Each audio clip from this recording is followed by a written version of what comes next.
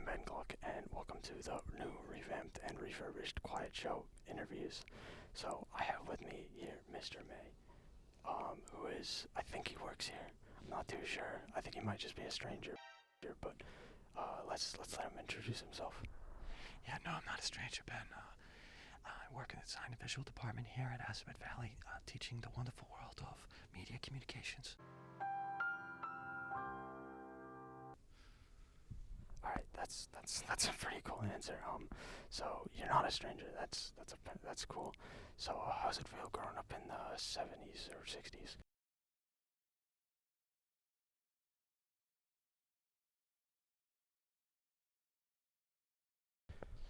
Well, Ben, I didn't necessarily grow up in the 60s, but more so 70s, 80s. And, it was very interesting times. There was no YouTube.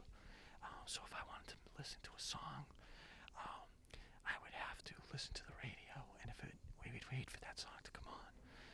And it might not ever come on. So one of the cool inventions back in the day that they had were tape recorders. Bruh. So you could tape some of your songs off the radio, but I think these times, for example, I can go right to YouTube and play my favorite song, but back in the day I couldn't do that. And when MTV came out, I used to love MTV. They played music videos and you could see some of your favorite singers or bands. But again, you'd have to sit there and wait for hours before maybe that song you knew they were going to play came on. You never knew when it would. So the instant gratification of getting songs now is phenomenal. That was a pretty big answer, and that also must suck to not have any way of instantly playing a song that you want. So I noticed you got some hair in your head, and I noticed that you are not rocking the mullet anymore. Yeah. No, the mullet days are over for me. All right, so that's apparent. So I was wondering, what's your favorite candy bar? That's a tough one. Kit Kat and Reese's comes to mind, so probably my all-time favorite, being a fan of chocolate and peanut butter, would be a Reese's. Now, I like others too, but Reese's is probably the number one. And in talking about media, I remember a commercial back in the day that they would have someone walking with a chocolate bar and someone walking with their peanut butter jar, and they would bump into each other, and they would get in, and they would take out, and they'd have an argument. You got your peanut butter all over my chocolate. And then the other one would look in their peanut butter jar and see chocolate in it and pull it out and say, you got chocolate in my peanut butter. And then they both would taste what they have, and this magical music would come in. Two great tastes that go great together. Reese's. Chocolate. Peanut butter. Hey!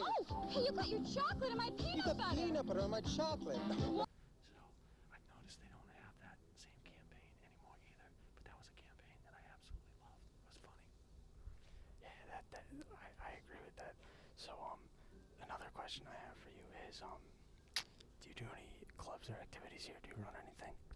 Yes, I'm the baseball coach, and I'm also one of the folks that helps out with the bowling club. So the bowling club, it's not a sport, right? It's a club. So, in many respects, people still look at it as a sport, but officially, we have it as one of the clubs here at Aspet. Now, the C team basically goes to have fun. Maybe they're not expert bowlers yet, but they're learning how to bowl, and they're getting good at it, and they like the social aspect of bowling.